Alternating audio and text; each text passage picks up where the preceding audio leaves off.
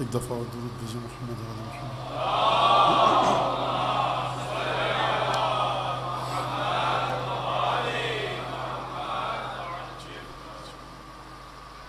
اعوذ باللہ من الشیطان الرجیم، بسم اللہ الرحمن الرحیم۔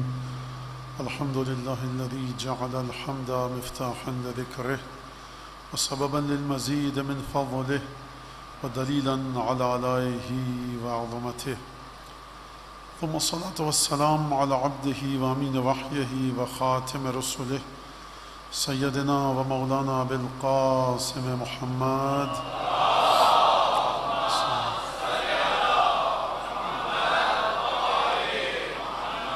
وعلى أهل بيته الطيبين الطاهرين الذين أذهب الله عنهم الرجس وطهرهم تطهيرا.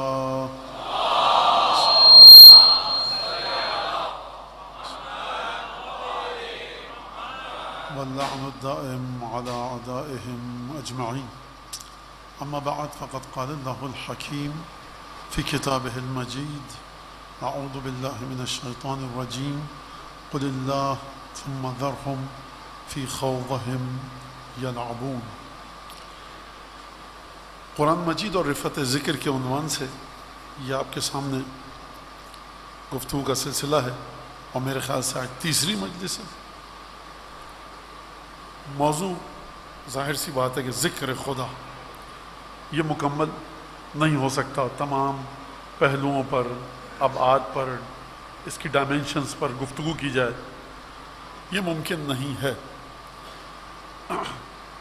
تو یہ مجالس اس وجہ سے ہوتی ہیں کہ ایک تو یہ کہ جو عمومی طور سے جو سوالات ہماری نوجوان نسل کے ذہن میں خصوصاً ان کا جواب دیا جا سکے، اور دوسرا مسئلہ یہ کہ نئے سوالات کو خلق کیا جا سکے۔ مجلس کا صرف یہ مطلب نہیں ہے کہ آپ کے سوالات کا جواب دیا جائے، بلکہ نئے سوالات بھی خلق کیے جائیں۔ کیوں خلق کیے جائیں؟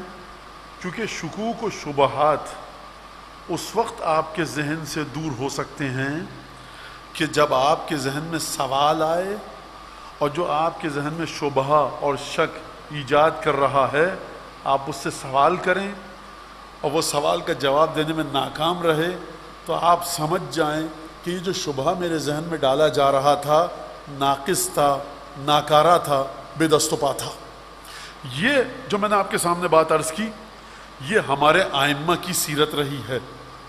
چھٹے امام سے جب بھی کسی نے آ کر سوال کیا تو دو طریقے تھے، یا تو امام نے سوال کا جواب دیا، یا امام نے جب سوال کرنے والے نے سوال کیا تو امام نے پلٹ کر سوال کیا، پھر اس نے جواب دیا۔ اگر جواب صحیح تھا تو امام نے اس جواب سے نتیجہ نکالا، اور اگر جواب غلط تھا تو اس غلط جواب کو پھر سوال کے ذریعے تصحیح کی۔ یہ ایک بڑا علم پہنچانے کا بڑا عجیب طریقہ ہے کہ غلط جواب کو سوال کر کے اس کی اصلاح اور کریکشن کی جائے۔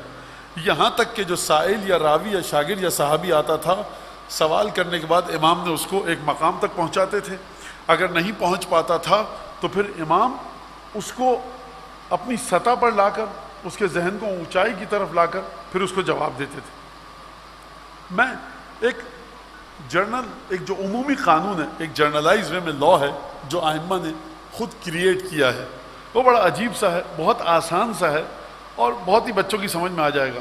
کئی دفعہ ایسا ہوا کہ لوگ آئے، یا اپنا رسول اللہ اس کا مطلب بتائیے، تو امام نے فرمایا ماذا یقولون، لوگ کیا کہتے ہیں باہر، اس کا مطلب کیا ہے؟ پہلے یہ بتاؤ کہ تم اپنے ذہن میں کیا الٹی سیدھی باتیں لے کر آئے ہو، تاکہ ہمیں پتہ لگ سکے۔ اچھا، امام کو پتہ لگ سکے؟ وہ جو شجروں کو جانتا ہے وہ ذہن نہیں پڑھ سکتا ہے، لیکن امام یہ دیکھنا چاہتے ہیں، اس کو ثابت کرنا چاہتے ہیں اس کی زبان کے ذریعے کہ تم نے جو یہ بات کہی ہے اس پر یہ اعتراض ہے۔ یہاں رک جائیے ذرا، اتنی کھیل نہیں ہے یہ چھٹے امام کا رویہ، 8ویں امام، چھٹے امام، 5ویں امام۔ خوب توجہ کیجیے گا، بات خشک بھی ہوگی، برداشت کیجیے اب آپ اس کو۔ خیالات، افکار، سوچ، تھاٹس، قلبی کیفیتیں، ایموشنل اور اسپریچول جو آپ کی کیفیتیں ہوتی ہیں، اس کو جب تک آپ زبان نہیں دے پائیں گے وہ آپ کے وجود میں دفن رہیں گی۔ بچہ رو رہا ہے، ماں کی سمجھ میں نہیں آ رہا، دودھ پلا دو، کھانا کھلا دو، گرمی لگ رہی ہے نہلا دو، کپڑے بدل دو، بچہ روئے جا رہا ہے، کیونکہ بچے کے وجود میں جو سوچ چل رہی ہے، جو اس کو تکلیف ہے، وہ اپنی تکلیف کو الفاظ نہیں دے سکتا، لہٰذا دنیا میں کوئی نہیں سمجھ سکتا سوائے پیڈیاٹیشنز کے، کہ وہ بھی بالآخر بیچارے اپنی حد تک، اور کبھی ان کی بھی سمجھ میں نہیں آتا۔ اس کا مطلب یہ ہے کہ جب آپ اپنے افکار کو الفاظ دے پائیں گے تب اس کا علاج کیا جا سکتا ہے۔ تو امام صادق یہ فرما رہے ہیں، آٹھویں امام یہ کر رہے ہیں کہ تمہارے ذہن میں جو گزر رہا ہے تم اپنی فکر کو، سوچ کو الفاظ کا لباس پہنا کر ہمارے سامنے لاؤ تاکہ تمہاری ذہنی سطح کے مطابق جواب دے سکیں۔ اور یہ مجھ کو اور آپ کو سکھا کے گئے امام۔ ایک چھوٹا سا مسئلہ، ایک آٹھویں امام اور ایک چھٹے امام، یہی ہے میرے پاس تو 12 5 14۔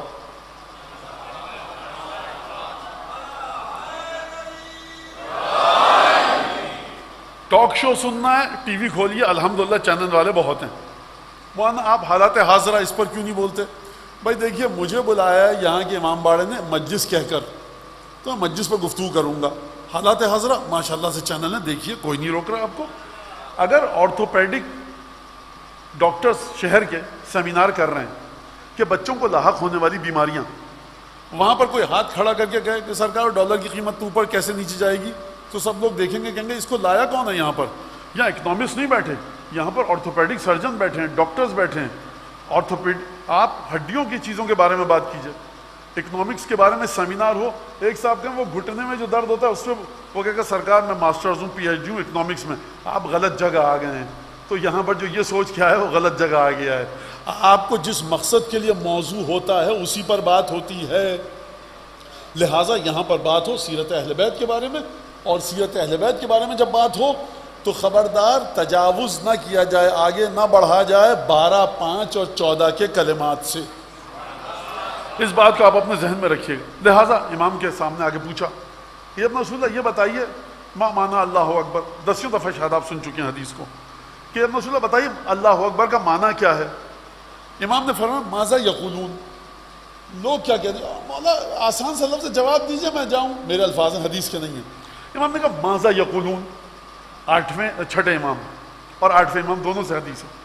فرمایا ماذا یقولون، فرمایا لوگ یہ کہتے ہیں کہ اللہ اکبر من کل شیء، اللہ ہر چیز سے بڑا ہے۔ 8ویں امام نے پوچھا اکان ثمۃ شیء، خدا کے مرحلے پر کوئی چیز ہے جو اس سے مقابلہ کر کے خدا اس سے بڑا ہے، وہ خدا سے چھوٹی ہے؟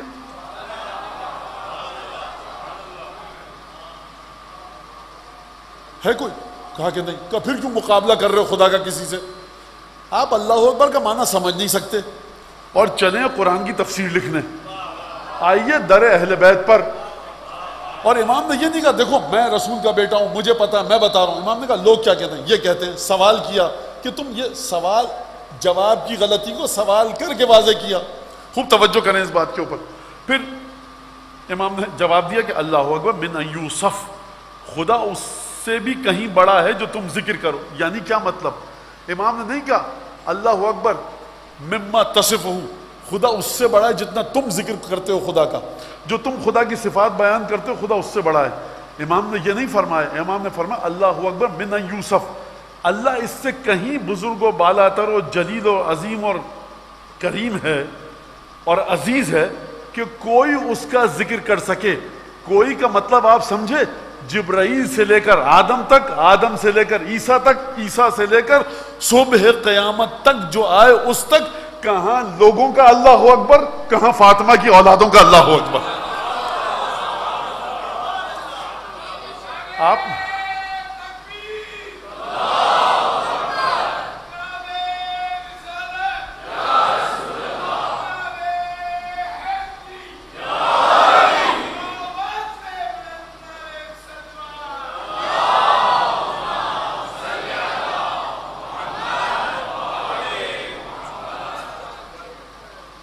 تمام کی تمام باتیں، اچھا یہ کیا، اس واقعے کا مطلب کیا ہے؟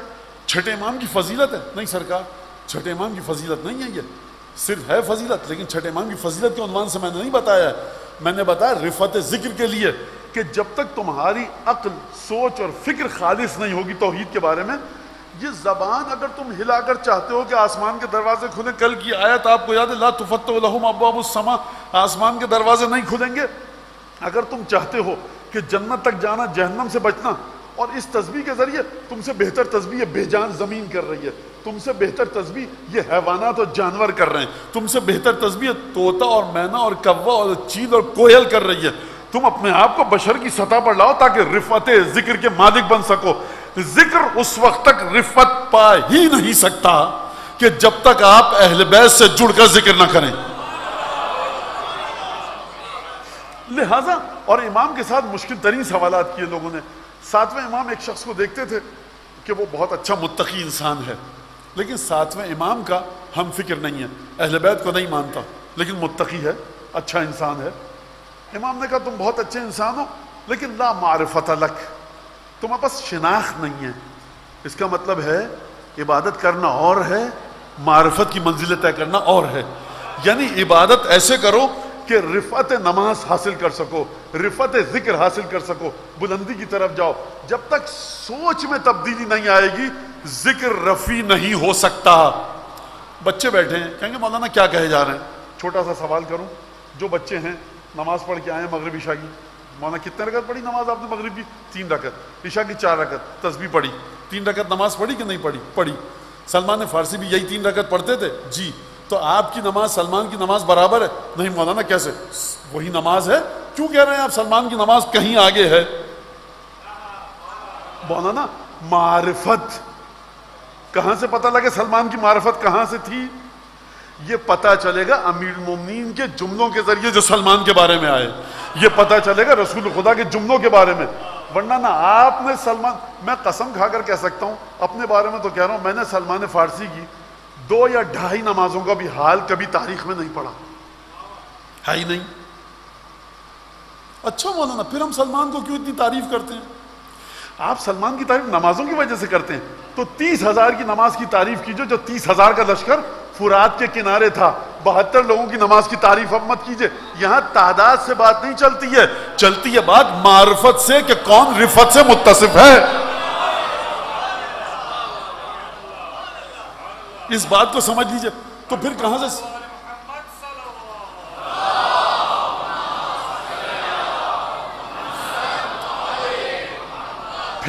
سمجھے آپ سلمان کو؟ مولانا دیکھیے سب سے پہلے تو اذن شرف یابی تھا سیدہ کی بارگاہ میں۔ یہ کیا بات ہوئی؟ آپ پہلے سیدہ کو سمجھیے رسول خدا کے کلمات کے ذریعے، پھر آپ کی سمجھ میں آئے گا جو بارگاہ سیدہ میں شرف ہے اور اذن شرف یابی پائے اس کا کیا مرتبہ ہے۔ پھر آپ اس کے بعد جا کر رسول خدا کی حدیث کو دیکھیے کہ فرمایا سلمان بحر لا ینزف و کنز لا ینفد، سلمان وہ گہرا سمندر ہے جس کو کوئی خالی نہیں کر سکتا، اور وہ خزانہ ہے جو کبھی ختم نہیں ہوگا۔ یہ ایران سے آئے ہوئے عیسائی اور نصرانی کی بات ہے کہ جو جڑا اس دروازے سے تو منا اہل البیت قرار پایا، اور معرفت کی یہ منزلت ہے کہ نہ سلمان کے وجود میں جو علم ہے تم اس کو خالی نہیں کر سکتے۔ بچوں کے لیے مثال دے کے آگے بڑھوں بات کو، ایک صاحب میٹرک کی فزکس پڑھا سکتے ہیں، فرسٹ ایئر کی فزکس بہت زور اور طاقت لگا کر پڑھائیں گے، سیکنڈ ایئر کی فزکس پڑھاتے وقت ان کے وجود پہ لرزہ طاری ہو جائے گا، بیچلرز بی ایس سی والوں کو فزکس وہ پڑھانے کا سوچ بھی نہیں سکتے۔ تو اگر کوئی بی ایس سی کرنے والا فزکس کے سوالات پوچھے تو یہ جو میٹرک کو فزکس پڑھاتا ہے اس کے وجود میں جو علم ہے فزکس کا وہ خالی ہو گیا۔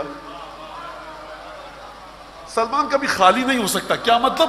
یعنی تم سب مل کر اگر آ جاؤ نا سلمان سے قرآن کے بارے میں، حدیث کے بارے میں، جنت کے بارے میں، جہنم کے بارے میں، مشیت الہی کے بارے میں، علم المنایا والبلایا پوچھو کہ میں کیسے مروں گا، فلاں شخص کیسے مرے گا، دنیا میں کیا واقعات ہوں گے، سیلاب کہاں آئے گا، کوئی سوال ایسا نہیں ہے کہ جو سلمان کو نہ آتا ہو۔ یہ غلام کی فضیلت ہے، آقا کی بات نہیں کر رہا میں۔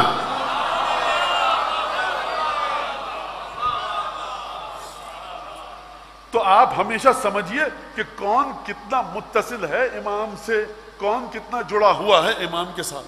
تو لہٰذا آپ نے توجہ کی اس بات کے اوپر کہ ذکر کب خالص ہوگا؟ آپ کو کرنا ہے ذکر خالص ہے کہ نہیں، خالص ذکر۔ ذکر کب خالص ہوگا؟ جب معرفت خالص ہو۔ کیسے پتہ چلے کہ آپ کی معرفت کتنی ہے، میری معرفت کتنی ہے؟ اس وقت کوئی نہیں پتہ چلا سکتا کہ کس کی معرفت کتنی ہے۔ معرفت اگر کوئی پتہ چلا سکتا ہے اور کسی کے پاس یہ اطلاعات ہیں تو وہ ہستی ہے پردہ غیب میں۔ مگر یہ کہ وہ ہستی جس کو یہ علم دے، آپ کو دے دے، آپ کے پاس آ جائے گا، مجھے دے دے، مجھے میرے پاس آ جائے گا. اب یہ ایک الگ بات ہے، لیکن علم کا منبع سرچشمہ ذروائے اسی کے پاس ہے جو عالم غیب میں موجود ہے. تو یہاں تک میں آپ کو نتیجہ دے کر بات کو آگے بڑھاؤں اور قرآن مجید کی سورہ 7 کی 4-5 آیتیں آپ کے سامنے پڑھوں گا کہ آپ کی سمجھ میں آئے کہ ذکر خالص ہوتا کیسے ہے. اس کو توجہ کے ساتھ سنیے ذرا، کہ آپ کو اپنی معرفت کو خالص کرنا پڑے گا، اور معرفت کو خالص کرنے کے بعد پھر آپ ذکر کی منزلت پہ جائیں گے. لہٰذا 7ویں امام کا قصہ کہ تمہارے پاس معرفت نہیں ہے، کیسے معرفت حاصل. کئی دفعہ امام نے فرمایا یہ سر ہلا کر چلا جاتا تھا، تو بہرحال ایک دفعہ کا معرفت کیسے آئے گی. میں طویل حدیث ہے، جلدی مختصر کر کے آپ کو بتاؤں اور بات کو آگے بڑھاؤں. کہا کہ معرفت کیسے آئے گی. ایک دفعہ پوچھ لیا اس نے کہ معرفت کیسے آئے گی. کہا کہ جا کر محدثین ہیں مدینے میں، فقہاء ہیں، مفسرین ہیں، ان سے جا کر علم حاصل کرو. عجیب بات کہی 7ویں امام نے کہ نہیں کہی. کہہ رہے ہیں معرفت حاصل کرو اور بھیج رہے ہیں غیر معصوم کے پاس. سوال ہے کہ نہیں ہے. ثم عرض علیہ، اور جو بھی سیکھا ہے مجھ سے آ کر مباحثہ ضرور کرنا. اب آپ کی سمجھ میں آیا کہ پہلے اپنے ذہن کو بشری علم تک لے آؤ، اور دیکھو چھلنی لگے گی اہل بیت کی. وہ جو مدینے میں تھا نا، اس کی عربی آپ سے مجھ سے بڑی اچھی تھی. کوئی نہ سمجھے مجھے عربی آ گئی، میں تو مطلب اصول کافی پڑھ لی، میں نے قرآن پڑھ لیا. اگر اتنا آسان ہوتا تو ہر عرب زبان مفسر ہوتا. انگریزی کتنے بچوں کو آتی ہے، تو بیٹا پڑھ لیا کرو میڈیکل کی ہینڈ بک اور علاج شروع کر دو. مانا ایسے نہیں ہوگا.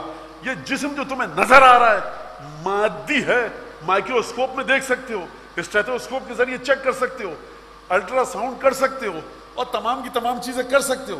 اس کے باوجود اتنا وقت لگے گا. تو یہ بغیر اہل بیت کی مرضی کے دین کا علم کیسے آئے گا؟ وہ دین کہ جو غیب سے جوڑتا ہے، نہیں پتا کہ کیا صحیح ہے اور کیا غلط. آتا تھا امام کے پاس آ کر گفتگو کرتا تھا. امام کہتے تھے یہ غلط، یہ غلط، یہ غلط. آپ نے توجہ کی کہ جو غلط علم لے کر آ رہے ہو ہم اس کو صحیح کریں گے. تنگ آ گیا. کہا پھر میں معرفت کیسے حاصل کروں؟ کہا کہ اب ہم بتاتے ہیں تمہیں، یہ رسول خدا، یہ صاحب غدیر، یہ من کنت مولا فہذا علی مولا.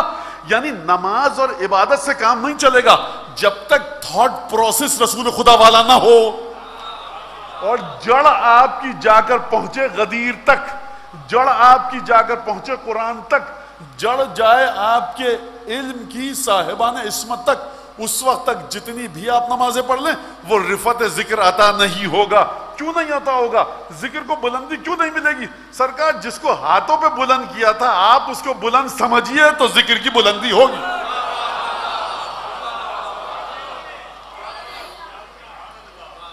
آپ اس کے اوپر توجہ کیجیے گا. بہرحال یہ خطیبانہ جملہ تھا، البتہ جس کی جڑیں حدیث میں ہیں.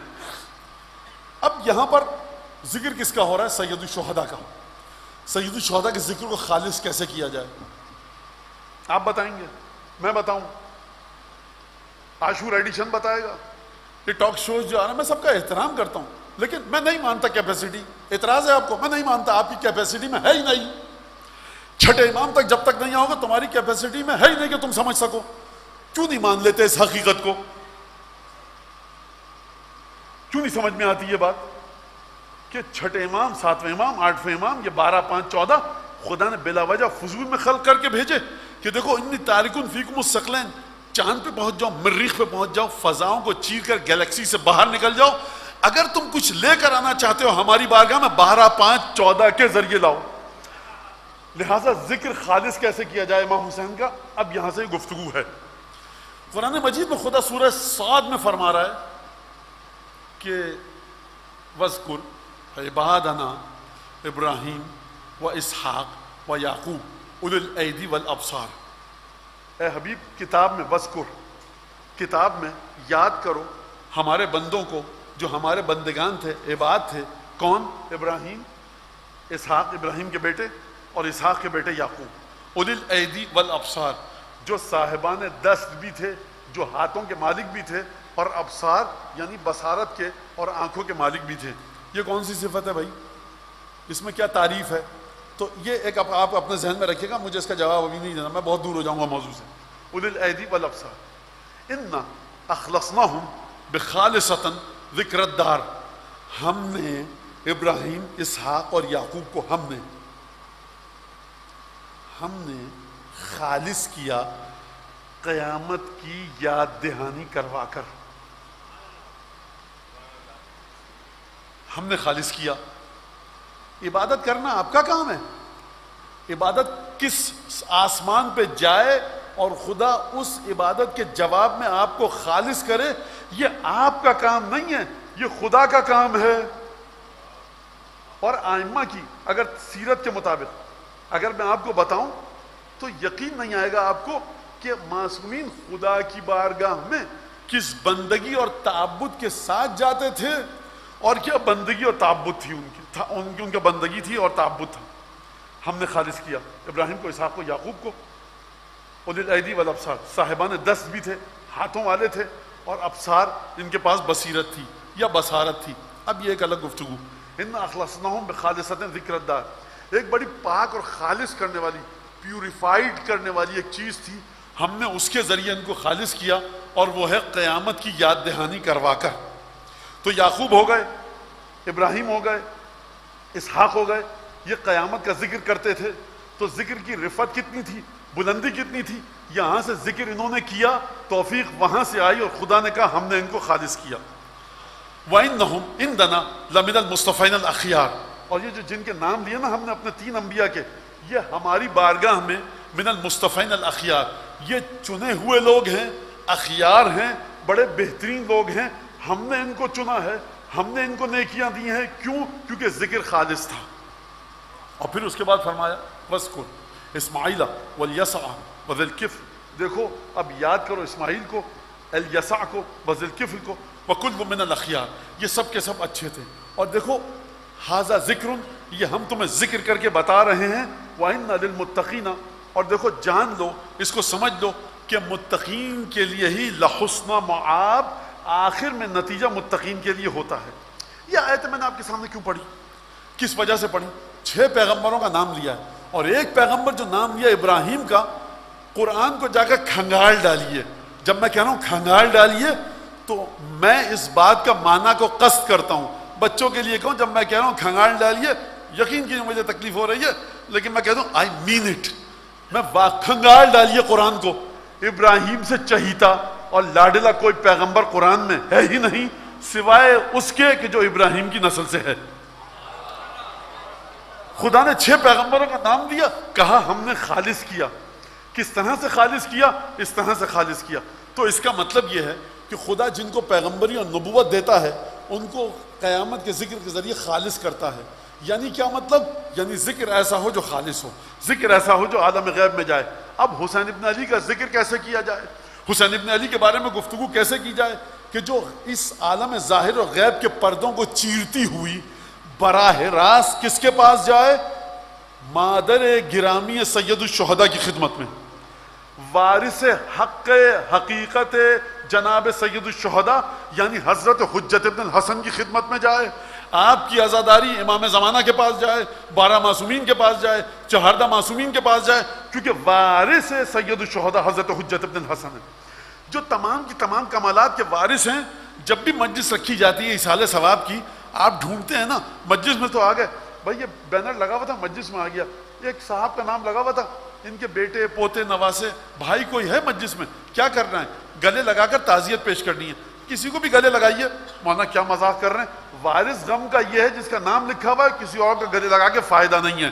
تو وارث جو غم سید الشہداء کا ہے وہ ایک ہستی ہے اس پورے عالم وجود میں، اس وقت عالم ظاہر میں جو غیب میں ہے وہ ہے آپ کا 12واں آقا. تو لہٰذا خالص آپ کا ذکر ایسا ہو کہ حضرت حجت کی بارگاہ میں جائے. کون سی ملاوٹ سے بچانا ہے، کس طرح سے خالص کرنا ہے، کون بتائے گا؟ میں بتاؤں گا؟ نہیں بتا سکتا. کس طرح سے بتایا جائے؟ دیکھیے سب سے اہم ترین چیز آپ کی زندگی میں کربلا ہے، اور سب سے زیادہ شبہات کی زد میں کربلا ہے. خالص کیسے کیا جائے؟ کس سے پوچھا جائے؟ اسی سے پوچھا جائے جو خالص ہے.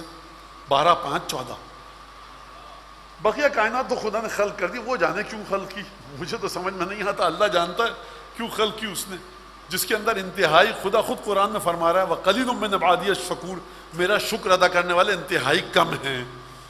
تو ایک بہرحال یہ کہیں اور چلی آئی گفتگو. مسمع ابن عبد الملک کردین اہل بصرہ ہے، چھٹے امام کے زمانے میں آتا ہے، چھٹے امام کے پاس. خوب توجہ کیجیے گا، یہ میں واقعہ نہیں سنا رہا، یہ آپ کی آنے والی نسلوں تک کے لیے. اچھا میرا کام، میں نہیں ہوں، یہ چھٹے امام کے جملے ہیں.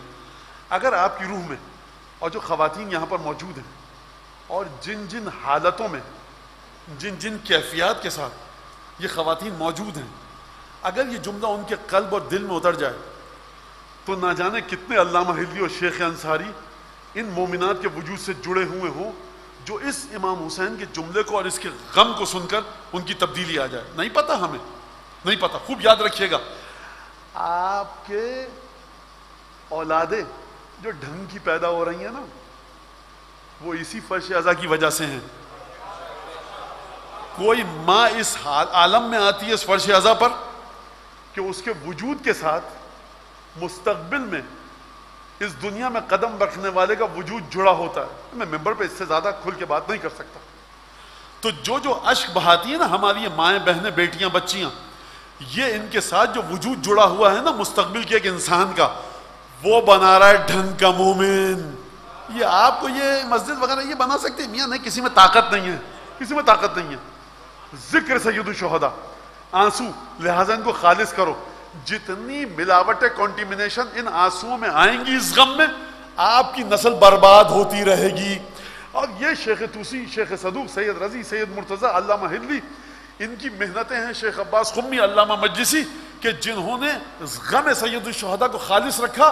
ورنہ اگر محدثین و فقہا کو ہٹا لیں تو ہم اور آپ عاشور کے دن قوالیاں پڑھ رہے ہوتے بالا سر سید الشہداء پہ. یاد رکھو اس بات کو، زنجیر اور قما کا ماتم نہیں ہو رہا ہوتا. 1400 برس گزر گئے، بڑی مضبوطی کے ساتھ فقہا نے جم کر دفاع کیا ہے غم سید الشہداء کا. کوئی وہاں پر جا کر وہ کام نہیں کرتا جو درویشوں قلندروں کے مزار پر ہوتے ہیں، کیونکہ ان کی مدد شامل تھی سید الشہداء کے غم میں.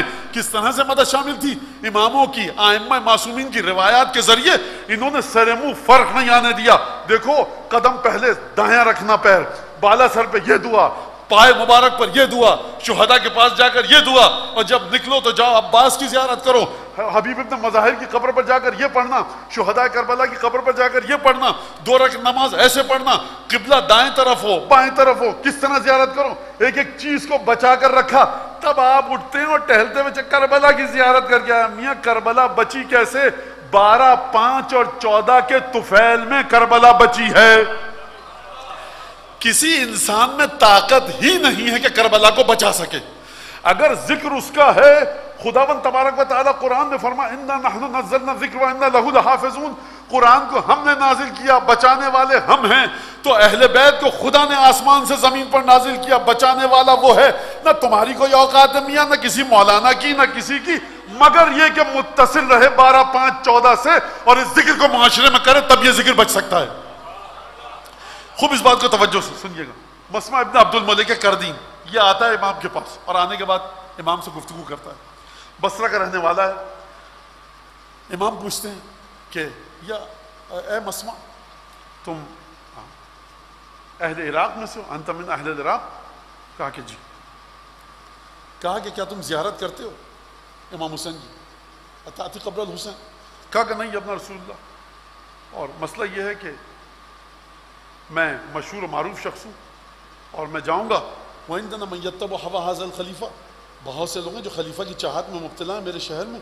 اور لا آمنهم ان يرفع حالی الى ولد سلیمان، بصرے کے گورنر کے پاس مجھے ڈر ہے کہ جو بنو عباس سے تعلق رکھتا ہے اس کے پاس میری شکایت چلی جائے گی کہ میں جاتا ہوں سید الشہداء کی زیارت کے لیے. اچھا، اب جب یہ واقعہ ہوا، اچھا اس کو روک دیجیے تھوڑی دیر، معذرت چاہتا ہوں آپ سب سے. پہلے میں ایک چھوٹا سا واقعہ اور سنا دوں، اس کے بعد اس واقعے کو اس سے جوڑوں گا جلدی. اس واقعہ مسمع ابن عبد الملک کردین کے واقعے کو ذہن میں رکھیے گا. نصابہ کلبی ایک شخص ہے، اس کا قبیلہ بنو کلاؤ.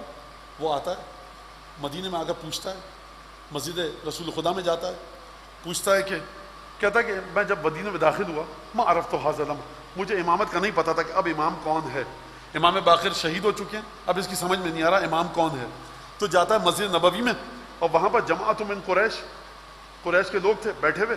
کہا کہ من اعلم ھذا البیت، یہ بتاؤ اس گھر میں سب سے زیادہ علم والا کون ہے. اچھا لوگوں نے یہ نہیں پوچھا کس گھر کی بات کر رہے ہو، مسجد نبوی میں سب کو پتا ہے جب علم کی بات ہوگی تو ایک ہی گھر ہے جس کے علم کی بات ہوگی، بقیہ تو فضول میں ٹامک ٹوئیاں مار رہے ہیں اندھیرے میں. تو کہا کہ من عالم ھذا البیت، کہا کہ عبداللہ ابن حسن، جاؤ اس کے پاس. امام صادق کے زمانے میں ایک اور امام زادے تھے، گیا ان کے پاس، دق الباب کیا، کہا کون، کہا میں نے صحابہ کلبی بیٹھے.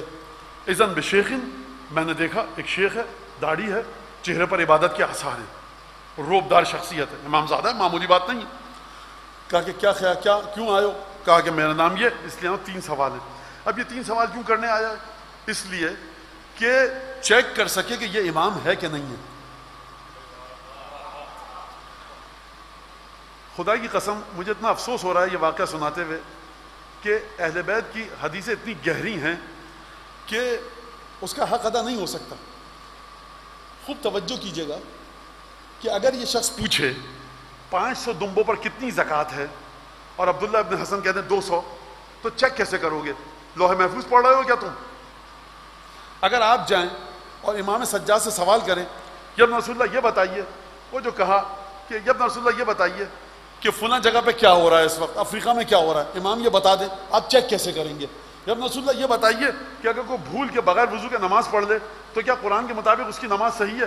امام کہ صحیح ہے، آپ کیسے چیک کریں گے؟ امام فرمائے غلط ہے، تو آپ کیسے چیک کریں گے؟ اس منزل فکر پر ساتھ ساتھ آ گئے آپ میرے.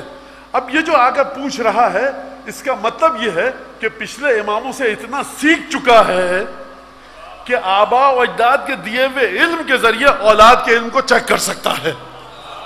تو مزاج آشنائے امامت بنیے تاکہ کوئی بھی ممبر سے چاہے امامے میں چاہے شیروانی میں آپ کی آنکھوں میں دھول نہ جھونک سکے. کیا کہ اچھا سوال ہے، کہا کیا سوال ہے؟ کہا کہ ما طرف المس علی الخفین، جوتوں پر مسح کرنے کے بارے میں آپ کا کیا جواب ہے کہ جوتے پہنے ہیں تو مسح کر لیا جائے؟ تو فرمایا کہ دیکھو اس میں کوئی جائز ہے، ایک قوم تھی قوم صالحین کہ جو مسح کرتے تھے لیکن ہم اہل بیت مسح نہیں کرتے. اس نے دل میں کہا حاضی واحدہ، یہ پہلا سوال.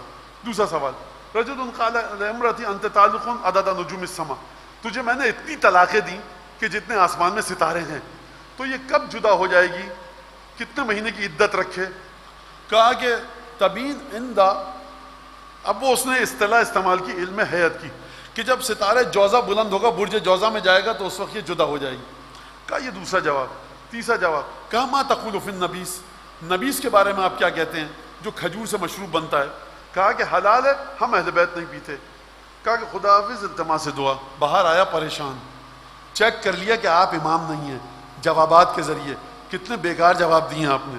دوبارہ گیا اسی مجمع کے پاس، کہا کہ بھائی میں نے پوچھا من عالم ھذا البیت، کون ہے اس گھرانے میں سب سے پڑھا لکھا؟ تو رجل رفع راسہ وقال ائت جعفر ابن محمد. وہ جماعت خاموش رہی اور کہا کہ تم نے عبداللہ ابن حسن کے پاس بھیجا؟ کچھ علم نہیں ہے بھائی اس کے پاس، کس کے پاس بھیج دیا تم نے؟ تو دیکھیے نہ امام زیادہ ہونے سے کام چلے گا، نہ داڑھی سے کام چلے گا، نہ پیشانی پر سجدے کے نشان سے کام چلے گا. یا تو آپ میں معرفت اتنی ہو یا حدیثوں سے جڑے ہوئے ہوں. اب لوگ پریشان، کہا کہ ہمیں نہیں پتا. ایک شخص نے سر اٹھا کر کہا جاؤ جعفر ابن محمد کے پاس. جعفر ابن محمد کے پاس گئے، سمجھ گیا. کہا کہ یہ جو لوگوں نے مجھے نہیں بتایا نا، حسد کی وجہ سے نہیں بتایا. امام سے پہلا سوال کیا کھجور سے جو مشروب بنایا جائے کیا کہتے ہیں آپ؟ امام نے جواب دیا.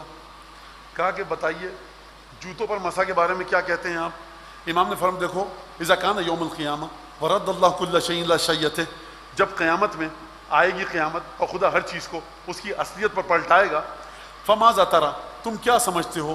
یہ جو لوگ جو وترد الجلد الی الغنم، جب ان کے چمڑے کے جوتے دمبوں کی صورت میں پلٹ جائیں گے تو ان کا وضو کہاں جائے گا؟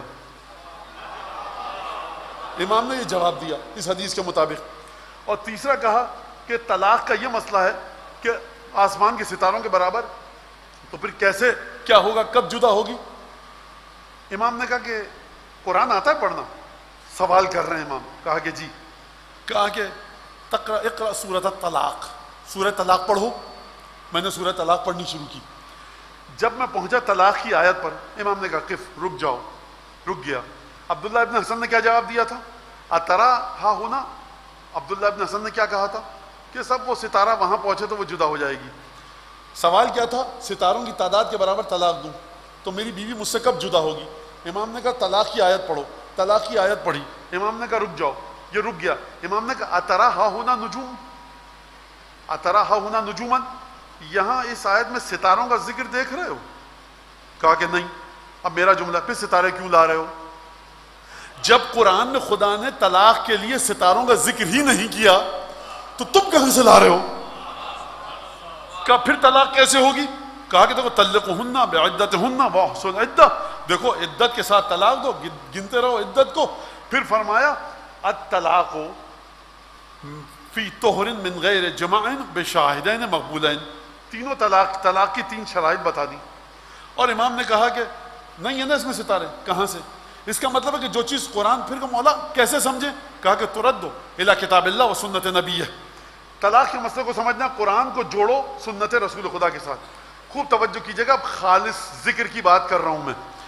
زیارت عاشورہ کو پڑھیے، اس طرح پڑھیں فائدہ نہیں ہوگا. جس طرح سے میں بتا رہا ہوں پڑھیں تو فائدہ ہوگا. آپ زیارت پہ جا رہے ہیں امام حسین کی، ایسے گئے فائدہ نہیں ہوگا. ویسے جائیے فائدہ ہوگا. سبیل لگا رہے ہیں ویسے لگائی کوئی فائدہ نہیں ہوگا. جو اجزاء و شرائط میں بتا رہا ہوں لگائیے تو فائدہ ہوگا. میں اپنی مرضی سے عزاداری میں اجزاء کو جوڑتا رہوں، اس عزاداری کا فائدہ نہیں ہے، اس مجلس کا فائدہ نہیں ہے. سرکار اترا ہا ہونا نجومن، اما ستارے دیکھ رہے ہو کچھ طلاق کی آیت میں کہ نہیں دیکھ رہے ہو؟ نہیں دیکھ رہے اپنا رسول اللہ. تو چھٹے امام پوچھیں گے کیوں اضافہ کر رہے ہو اپنی طرف سے؟ یہ جو شرائط زیارت عاشورہ کے پڑھنے میں، زیارت وارث کے پڑھنے میں، ماتم کو کرنے میں، سبیل لگانے میں، فرش اعضا بچھانے میں، جو آپ اپنی مرضی سے اضافہ کر رہے ہیں، 13ویں امام نے کہا یا 15ویں معصوم میں؟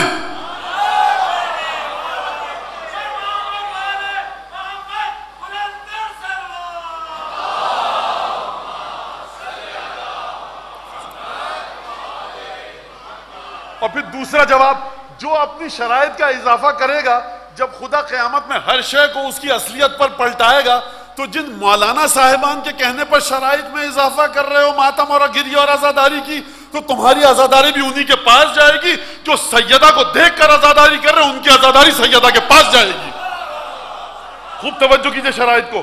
بخدا یہ بالکل درست بات نہیں ہے کہ میں اہم ترین رکن جو دین کا ہے بلکہ عین دین عزاداری سید شدہ، اس میں اپنی طرف سے اضافہ کروں چیزیں. مسمع ابن عبد الملک کے کردین آتا ہے امام کے پاس.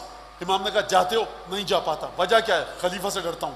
امام نے یہ نہیں کہا خلیفہ سے ڈرتے ہو، ارے تلوار نکالو، گھس جاؤ خلیفہ کے محل میں، دروازہ توڑو، لوٹ مار کرو. امام نے کہا اچھا ہم تمہیں ایک دوسرا سولوشن بتاتے ہیں، یہ ہے اولاد فاطمہ. کہا کہ اچھا افما تذکر ما صنع بہ، یاد آتا ہے تمہیں جو حسین کے ساتھ کیا جائے؟ بھلا یا ابن رسول اللہ، پھر کیا حال ہوتا ہے تمہارا؟ فرمایا یا ابن رسول اللہ استعبر وامتنع من الطعام حتی یستبین ذلک فی وجہی. مولا جب مجھے آپ کے جد کے ساتھ جو ہوا یاد آتا ہے تو میں کھانا پینا چھوڑ دیتا ہوں، گریا کرتا ہوں، آنسو نکلتے ہیں، یہاں تک کہ میرے گھر والے میرے چہرے کو دیکھ کر پریشان ہو جاتے ہیں. امام نے کہا رحم اللہ دمعتک. یہ چھٹے امام کی شرط سنو عزاداری کے لیے.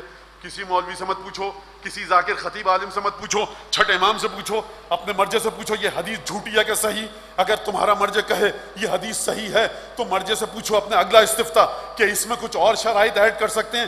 جو مرجع کا جواب آئے اس کے مطابق عمل کرو کیجئے.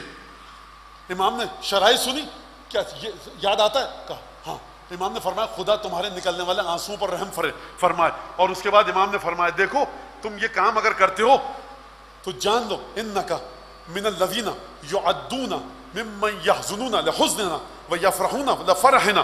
اگر تم اس طرح سے میرے جد کو یاد کرتے ہو تو تم ان لوگوں میں سے ہو کہ جو ہماری خوشی میں خوش رہتے ہیں، ہمارے غم میں غمگین رہتے ہیں. اور جان لو، اعلم جان لو، انک ستردو تم جان لو کہ تمہیں جب موت آئے گی تم میرے آباء و اجداد کی خدمت میں وارد ہوگے. اور جان لو کہ جب تمہیں موت آئے گی جن جن کا تم ذکر کرتے ہو اگر عزاداری اس طرح سے کی تو تم تمام میرے آباء و اجداد کو اپنی موت کے وقت اپنے سرہانے پر حاضر پاؤ گے. یہ تمہارا چھٹا امام ہے جو شرائط بتا رہا ہے عزاداری کی. لہذا آپ سمجھے خالصتاً بذکر الدار، یہ خلوص ہے، یہ پاکیزگی اور طہارت ہے کہ جو یہاں تک لے کر آتی ہے. مسلم کی طہارت اور پاکیزگی کہاں تک ہے؟ یہ وہی مسلم ہے جس کے باپ کو جناب امیر نے اضافی جو نہیں دیا. گھر کا ماحول دیکھ رہے ہیں، تمہارے چچا کے پاس گئے تھے تمہارے بابا لینے کے لیے، جو نہیں دی تھی، لیکن محبت کتنی ہے. مسلم ابن عقیل، کیا کہنے مسلم ابن عقیل. اگر مسلم کو سمجھنا ہے تو جا کر زیارت پڑھیے مسلم کی، مت سنیے کسی کی باتیں. اس قابل ہے ہی نہیں گفتگو غیر معصوم کی، کہ غیر معصوم کی گفتگو اس قابل ہے ہی نہیں کہ وہ معصومین اور ان کے چاہنے والوں کے بارے میں فیصلہ کر سکے. آپ کو یاد ہے نا رسول امام حسین علیہ السلام نے کیا فرمایا تھا مکے سے نکلتے وقت؟ لا تشذ عن رسول اللہ لقمۃ ہی مجموعۃ لہ بحظیرۃ القدس. خدا کی قسم، رسول خدا امام فرما رہے ہیں قسم میں نے کھائی ہے، رسول خدا کے بدن کا ٹکڑا، کوئی بھی ٹکڑا رسول خدا کے بدن کا رسول خدا سے جدا نہیں ہوگا. اور رسول خدا کی خوشحالی کی خاطر خدا رسول خدا کے بدن کے تمام ٹکڑوں کو حظیرۃ القدس میں عالم غیب میں جمع کر کر رہے گا. تقر بہم عینہ، جب رسول خدا قیامت میں دیکھیں گے اپنے بدن کے ٹکڑوں کو تو خوش ہوں گے. اس سے آپ سمجھتے ہیں اس کا مطلب کیا ہے؟ یعنی شہداء کربلا رسول خدا سے متصل ہیں. امام حسین تو متصل ہیں مسلم ابن عقیل. اور کیا کہوں اس شہزادے کے بارے میں کہ شہداء کربلا میں شامل نہیں ہیں، لیکن جب بھی شہداء کربلا کا ذکر آتا ہے مسلم کا ذکر آتا ہے. 3 شعبان کو سید الشہداء پہنچے، کہاں پر؟ مکے. مسلم کو خط دیا، مدینے آئے مسلم. 15 رمضان کو مسلم مدینے پہنچے، گھوڑے پر بیٹھ کر آئے ہیں مکے سے مدینے. کتنی تھکاوٹ ہوگی یہ مسلم کو سمجھیے. بخدا یہ شہزادہ اتنا مظلوم ہے، اور اہل بیت کے گھرانے میں ہی مظلومیت ہے سرکار. میں جو آپ کے سامنے مسلم کو نہیں بتا سکتا، کوئی نہیں سمجھا سکتا. مسلم نے جو ضبط نفس ہے اور جو امیر المومنین کی محبت ہے اور جو سید الشہداء پر فنا ہیں اور فدا ہیں، یہ ممبر پہ کوئی بیٹھ کر بتا ہی، کسی زبان میں طاقت ہی نہیں ہے اتنی کہ آپ کو میں مسلم بن عقیل کے بارے میں بتا سکوں. یہ تو اپنی بخشش کا بہانہ ہے. یہ پروردگار دیکھ، گواہ رہیو کہ میں نے امیر المومنین کے بیٹے کا ذکر کیا، گواہ رہیو کہ انہوں نے مسلم پر گریہ کیا. بس یہ اس سے زیادہ کچھ نہیں ہے، حیثیت ہی نہیں ہے کسی کی اس سے زیادہ. سیدھے مسجد نبوی میں گئے، رسول کی زیارت کری، دعائیں کی، اور وہاں سے سیدھے نکل پڑے کوفے کی طرف. خط میں کیا لکھا ہے جانتے ہیں؟ یا اہل الکوفہ لقد بعثت الیکم اخی وابن عمی وثقتی ورجلا من اہل بیتی. میں نے اپنے بڑے بااعتماد گھر سے تعلق رکھنے والے اپنے معتمد اور ثقہ کو، اپنے قابل اعتماد بھائی کو تم تک بھیجا ہے، جو گفتگو اس سے کرو. آپ جانتے ہیں جناب مسلم داماد بھی ہیں، جناب رقیہ کے شوہر ہیں، امیر المومنین کے داماد ہیں، یعنی بہنوں ہی ہیں امام حسن اور امام حسین کے. مسلم کو بھیجا. مسلم جانتے ہیں کون ہے؟ صفین میں جناب امیر نے میمنے پر سید الشہداء امام مجتبیٰ عبداللہ بن جعفر طیار اور مسلم بن عقیل، ان 4 کو کمانڈر بنایا تھا میمنے پر جنگ صفین میں. مسلم معمولی انسان نہیں ہے، بہادری کو سند ملی ہے جناب امیر سے. کوفے پہنچے. 8 شوال کے بعد 11 شوال آئی. مسلم نے 11 شوال کو خط لکھا امام حسین علیہ السلام کو کہ کوفے کے حالات موافق ہیں، آپ تشریف لے آئیے. اور اس کے بعد مولا نے کوفے کا سفر اختیار کیا. افواہ پھیلائی گئی، ہانی ابن عروہ کو گرفتار کیا گیا، قید میں لے کر جایا گیا، تشدد کیا گیا، بدن لہو لہان، اور ایک افواہ پھیلا کر کوفے میں ایک سنسنی پیدا کی گئی. جناب مسلم جب نکلے ہیں مسجد کوفہ سے تو ہزاروں لوگوں نے نماز پڑھی ہے مغرب اور عشاء کی، اور جب عشاء کے بعد نکلے ہیں تو گنتی کے چند لوگ تھے، اور وہ بھی آہستہ آہستہ ساتھ چھوڑ کر چلے گئے. باب الثعبان مسجد کوفہ کا دروازہ ہے. جو گئے وہ جانتے ہیں. اور اسی مسجد کوفہ میں حضرت مسلم کی قبر بھی ہے. جب آپ باب الصوبان میں داخل ہو رہے ہوں گے نا، داخل ہو رہے ہیں، دائیں ہاتھ پر جو محلہ ہے، یہ واقعہ جو اب بتا رہا ہوں اس محلے کا ہے، محلہ بنو کندہ. یہ اب تو خیر سب ٹوٹ ٹاٹ گیا. اب مسلم رات کا وقت ہے، لا یدری الی این یتوجہ، مقتل کے الفاظ ہیں. مسلم نہایت مظلومیت کے ساتھ سر جھکائے ہوئے بنو کندہ کے محلے میں گھوم رہے ہیں کہ میں جاؤں تو کہاں جاؤں. میں ایک جملہ کہہ دوں اس شہزادے، بھوکا پیاسا مسلم، عشاء کی نماز کے بعد انسان رات کا کھانا کھاتا ہے نا، ایک چبوترے پہ بیٹھ گئے. ایک مومنہ تھی کوفے میں طوعا، یہ بار بار اپنے بیٹے یا داماد کا راستہ دیکھ رہی تھی. اب جس نے دروازہ کھولا جناب مسلم دکھے، کہا کہ اے شخص اجنبی ہے، نامحرم ہے، میں اکیلی خاتون ہوں، میرے دروازے پر تیرا بیٹھنا صحیح نہیں ہے. مسلم نے جواب دیا کہ کوفے میں میرا کوئی گھر نہیں ہے. جب یہ جواب دیا تو اس بی بی نے کہا اس پورا آشوب دور میں تو کوفے میں لینے کیا آیا ہے، اور اگر تو کوفے سے نہیں ہے تو ہے کون؟ کہا میں اس گھرانے سے ہوں جس کی محبت کو خدا نے قرآن میں واجب کیا ہے. دیکھیے معرفت ایک الگ چیز ہے. یہ بی بی گھبرا گئی. کہا کہ آپ ہیں کون؟ کہا کہ میں اپنے آقا سید الشہداء حسین ابن علی کا صفی ہوں. ابھی تک گھبرا رہی تھی، جیسے ہی سنا حسین اعتماد کرتے ہیں دروازے کھول دیے. مولا قدم رنجہ فرمائیے گھر میں. مسلم گھر میں داخل ہوئے، ایک حجرے میں جا کر مسلم ابن عقیل کو ٹھہرایا. کہا جب مولا کوئی ضرورت ہو تو بتائیے. کھانا پانی لا کر رکھا. مسلم بار بار روایت کے مطابق ذکر کی آوازیں آ رہی ہیں. یہ بی بی بار بار اٹھ کر جاتی تھی، مولا سے پوچھتی تھی کہ مولا بتائیے کوئی ضرورت تو نہیں ہے. یہاں تک کہ اس کا وہ ناخلف اور ملعون بیٹا گھر میں داخل ہوا. جب اس نے دیکھا کہ میری ماں بار بار اس کمرے میں جا رہی ہے تو اس کو شک ہوا، اندھیرا ہے، رات کا وقت ہے. یہ ٹٹولتا ٹٹولتا آیا. مسلم نے آہٹ سنی. کہا کہ من انت، کون ہو تم؟ کہا کہ میں گھر کا مالک ہوں. رب البیت. ومن انت، تم کون ہو؟ مسلم نے اپنا تعارف کرایا کہ میں مسلم ابن عقیل ہوں. کہا کہ خوشخبری مجھے یہاں ملی ہے، امیر نے پیسہ معین کیا ہے تمہارا سر کاٹ کے لانے کا. اور ایک دفعہ یہ شخص تیزی سے نکلا. یہ بی بی طوعا سامنے آئی اور اس کو قسمیں دی رسول خدا کی حرمت کی. میں تیرے آگے ہاتھ جوڑتی ہوں، تجھے قسم دیتی ہوں رسول خدا کی، رسول خدا کے اہل بیت کی، دیکھ یہ کام مت کر. لیکن اس شخص نے دھتکارا اور جا کر دارالامارہ میں خبر دی. گھوڑوں کی ٹاپوں کی آوازیں آئیں. مقتل کے طوعا کمرے میں گئی، حجرے میں جناب مسلم کے. کہا مولا آپ نے کھانا نہیں کھایا، گھوڑوں کی ٹاپوں کی آوازیں آ رہی ہیں. کہا ابھی میں نے اپنے چچا امیر المومنین کو دیکھا ہے خواب میں، فرما رہے مسلم جلدی آؤ ہم تمہارے منتظر ہیں.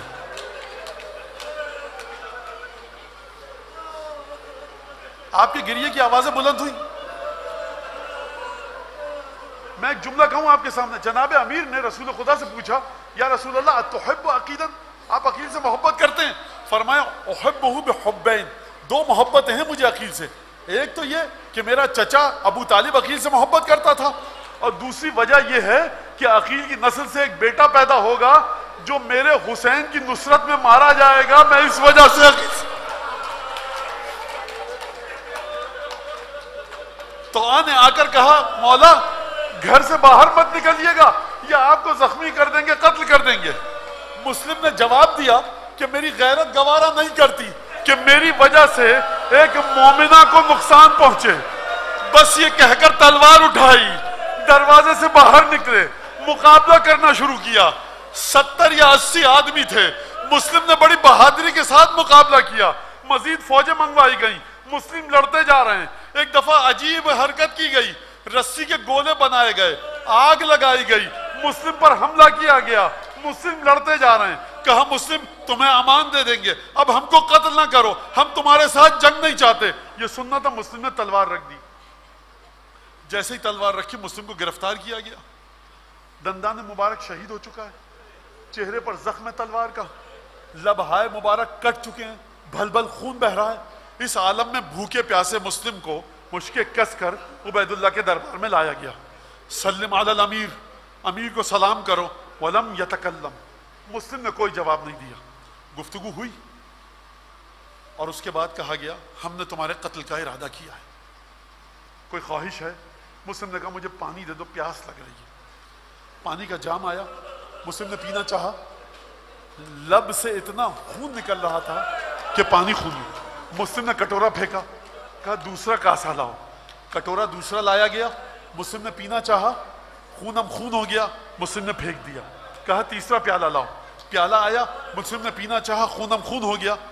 مسلم نے یہ کہہ کر تیسرا پیالہ پھینکا، لو کان رزقا مقسوما لشربتہ، اگر میری زندگی میں رزق لکھا ہوتا پانی کا تو میں پی لیتا۔ میں مسلم سے ایک جملہ کہوں گا، مسلم محبتیں یہیں تو اثر دکھاتی ہیں۔ یہ کیسے ہو سکتا ہے کہ تمہارا آقا تو پیاسا شہید ہو اور تم تشنگی کو ختم کر کے دنیا سے جاؤ؟ مسلم کو ایک دفعہ حکم دیا گیا دارالامارہ کی سیڑھیوں پر لے کر جایا جائے۔ آپ جانتے ہیں مسلم کا قاتل کون ہے؟ مسلم نے لڑائی کے دوران طوع کے گھر کے پاس سب سے زیادہ جس کو زخم لگائے تھے اس کے حوالے کیا گیا۔ روایت کے الفاظ ہیں کہ مسلم کے ہاتھ بندھے ہوئے ہیں، دارالامارہ کی سیڑھیاں چڑھ رہے ہیں، مسلم کے پیروں میں لغزش نہیں ہے، مسلم کے بدن پہ تھر تھراہٹ نہیں ہے۔ اگر فکر ہے تو سیدانیوں کی، اگر فکر ہے تو مولا حسین کی۔ ایک دفعہ دارالامارہ کی سیڑھی پر لے جایا گیا، مسلم فرما رہے ہیں سبحان اللہ والحمد للہ ولا الہ الا اللہ واللہ اکبر۔ آپ نے رفعت ذکر کا مطالعہ کیا، آپ رفعت ذکر کو سمجھے۔ رفعت ذکر وہ ہے جو مسلم پشت دارالامارہ کی پشت پر جا کر کرے۔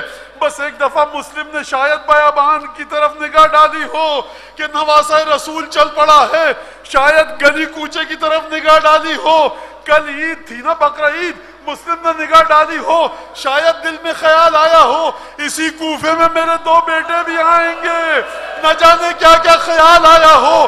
بس ایک دفعہ مسلم کے گردن پر وار کیا گیا، گردن جدا ہوئی، بدن کو چھت سے زمین پر پھینکا گیا۔ میں کہوں گا مسلم یہ کیسے ہو سکتا ہے کہ جس کوفے میں تمہاری شہزادیاں اس عالم میں مجمع عام سے گزریں، تمہاری حیثیت یہی فضیلت ہے کہ تم اس کوفے کی گلی پر آ کر گرو۔ راوی کہتا ہے کہ میں نے دارالامارہ کی چھت سے میں نے دیکھا کہ کوفے پہ مسلم کے بدن کو سولی پر ٹانگا گیا، گھوڑے پر سوار ہوا، دوڑتا ہوا کوفے سے نکلا، پوچھتا پوچھتا آیا حسین کا کاروان کہاں ٹھہرا ہے۔ ایک جگہ خیمہ بستی دیکھی، میں وہاں گیا، میں نے دیکھا کہ بچے کھیل رہے ہیں، میں نے کہا حسین کا خیمہ کون سا ہے؟ کہا کام کیا ہے؟ کہا حسین کا خیمہ کون سا ہے؟ کیا کام ہے؟ حسین کا خیمہ کون سا ہے؟ کہا کام کیا ہے؟ کہا کام یہ ہے کہ جب میں کوفے سے نکلا تو میں نے مسلم کے جسد کو کوفے کے دروازے پر سولی لگا ہوا پایا، جیسے ہی سننا تھا ایک بچی چیخ مار کے گر پڑی۔ کہا یہ کیا کیا؟ کہا یہ مسلم کی بیٹی تھی۔ مولا باہر آئے، خبر کو وصول کیا۔ اب مجھے بتائیے ماموں حسین جیسا ہو، باپ مسلم ہو تو یتیمہ کے ساتھ کیا کریں گے؟ یقیناً مولا نے کلیجے سے لگایا ہوگا، رخساروں کا بوسہ لیا ہوگا اور کہا بہن زینب، کہا ہوگا دیکھنا سینے سے لگانا مسلم کی یتیم ہے، خبردار آنسوؤں کو روکنے نہ دینا، یہی کہا ہوگا۔ میں کہوں گا اے یتیمہ مسلم کیا نصیب تھے، اور میں سلام کروں فاطمہ کی نواسیوں اور پوتیوں کو، شام غریباں ہے، کرتے کے دامن میں آگ لگی ہے، تماچے ہیں۔